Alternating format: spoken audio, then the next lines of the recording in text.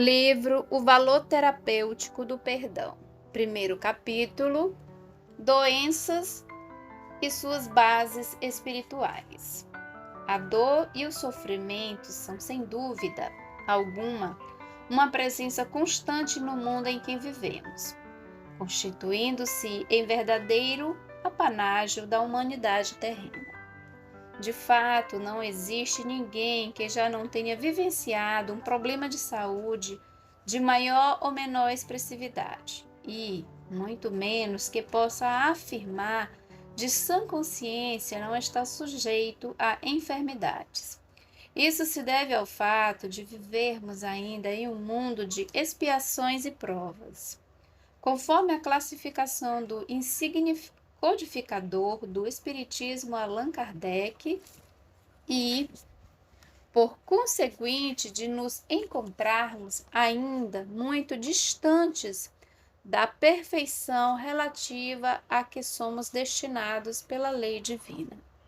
As doenças são, pois, o retrato fiel da imperfeição do espírito humano. Isso porque a matéria responde às ações do elemento espiritual de maneira que, muito embora a conceituação oferecida pela Organização Mundial de Saúde, OMS, sobre a própria saúde demonstrar um grande progresso, ela circunscreve-se ao efeito e não à causa.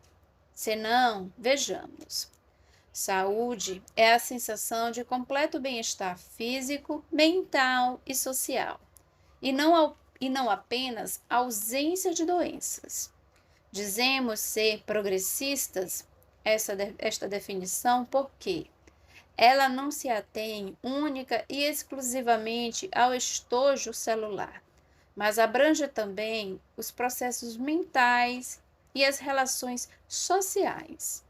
A verdade, no entanto, é que essa sensação de conforto que se descreve já é, por si só, derivada da condição espiritual, ou seja, as experiências levam-nos cada vez mais à conclusão de que, à medida que nos distanciamos das leis naturais, entre aspas, divinas, induzimos-nos à gênese dos mais diversos distúrbios sobre o próprio organismo. Em outras palavras, a imperfeição do espírito traduz-se na forma das mais diversificadas doenças catalogadas pela medicina. Assim sendo, ousamos tranquilamente complementar a definição de saúde proposta pela OMS. Saúde é a sensação de completo bem-estar físico, mental, social e espiritual. Primeiro, imperfeição e enfermidades. É através, portanto, do conhecimento desse efeito produzido pela imperfeição sobre a saúde de um modo geral, que se podem explicar facilmente as doenças adquiridas ou, entre aspas, herdadas pelo paciente.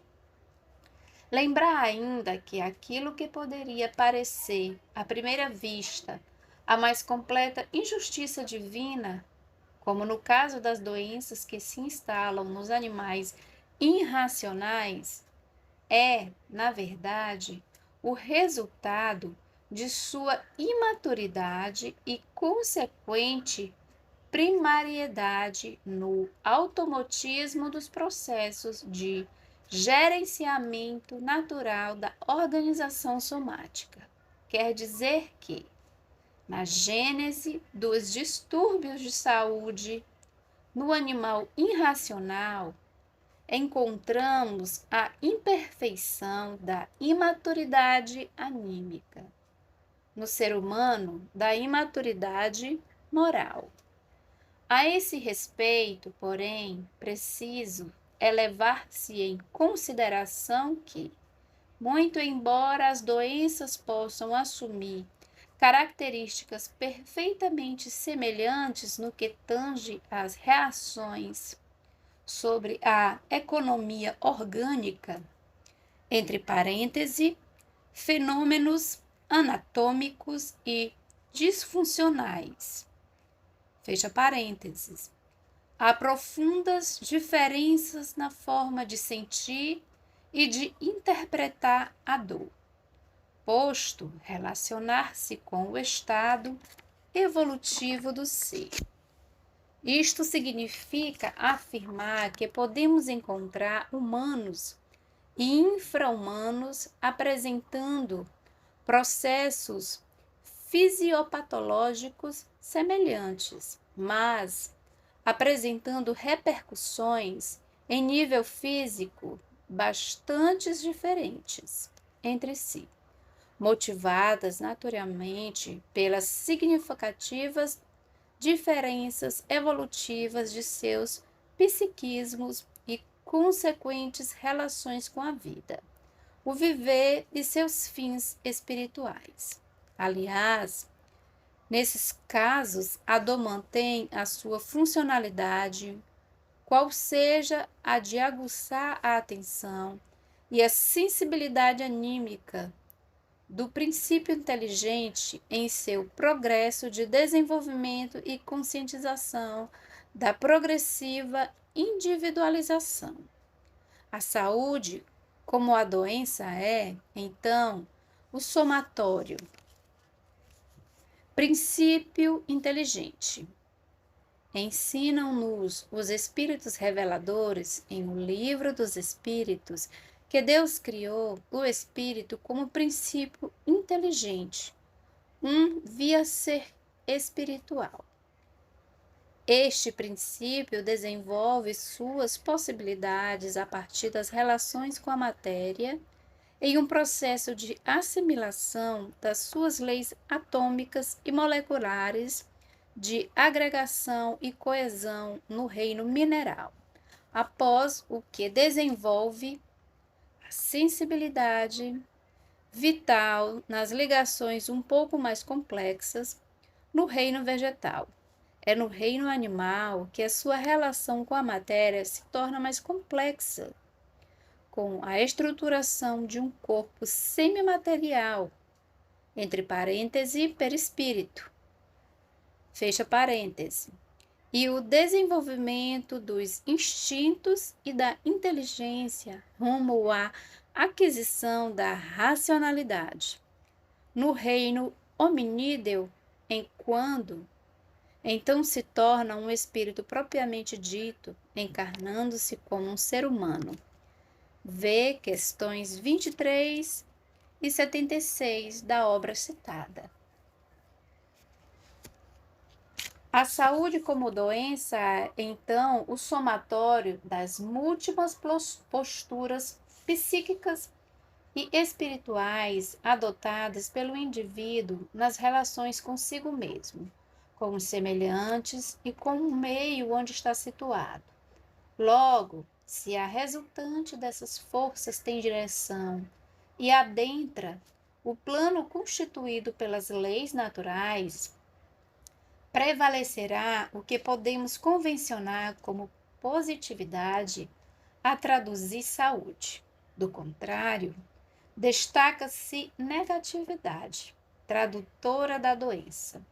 Obviamente, no atual momento evolutivo do conjunto de espíritos habitantes do planeta Terra, observa-se, quando muito, uma relativa saúde em pequeno percentual.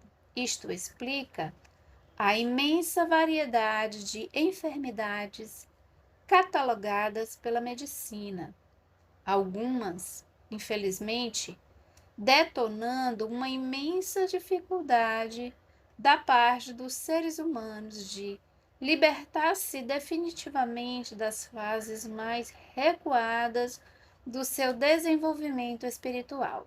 Por outro lado, o desenvolvimento da razão e a natural responsabilidade que disso resulta imprimem em nós maior amplitude reativa ante as atitudes contrárias às leis naturais. Segundo, origem das enfermidades. Vimos então que a gênese basal dos estados mórbidos encontramos-las nas ações do espírito, sejam em nível mental, molecular ou social. Sob esse raciocínio, ouso afirmar que praticamente todas as nossas enfermidades são primariamente de origem espiritual. Mente e espírito. A despeito de todo o progresso resultante da década do cérebro, os anos 1900, a mente é ainda uma incógnita. Poderíamos aceitá-la como sendo uma definição que tenta resgatar a essência do ser humano. Para grande número de cientistas, ela é o resultado da cerebração, conquanto não o possam provar, a despeito do mapeamento cerebral, da neuroquímica e dos fenômenos elétricos presentes e implicados com a fisiologia neural. A verdade é que não há como justificar as interpretações pessoais, a origem do pensamento, enfim, a complexa função psíquica a partir unicamente dos estímulos neurais e da filosofia cerebral. Há uma consciência interativa com os fenômenos eletroquímicos explicados pela neurologia. Dessa maneira, poderemos identificar as áreas cerebrais relacionadas com essa ou com aquela função específica, mas o discernimento, o ajuizamento, o raciocínio, a consequência, em uma palavra, fogem ao esclarecimento anatomofilósico específico. E por isso tudo, sem que tenhamos de recorrer à fenomenologia paranormal e às questões do inconsciente, defendidas por Sigmund Freud. É por esse motivo que a abordagem da mente faz-se de forma fragmentária. Os anatomistas e bioquímicos dirigem seus estudos para o âmbito dos mecanismos somáticos. Os psicólogos buscam-lhe as propriedades subjetivas e os filósofos e teólogos, por fim, procedem ao estudo da alma do espírito.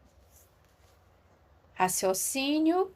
Ouso afirmar que praticamente todas as nossas enfermidades são primariamente de origem espiritual. Possivelmente serei interpretado como místico que leva em conta unicamente a questão espiritual ou exagera na interpretação, fugindo da realidade dos fatos. No entanto, repito, a ciência tem demonstrado que os estados mentais, entre aspas, espirituais, são capazes de alterar a competência do sistema imunológico do indivíduo, fragilizando-o, por exemplo, em sua capacidade de defender-se de uma invasão virótica.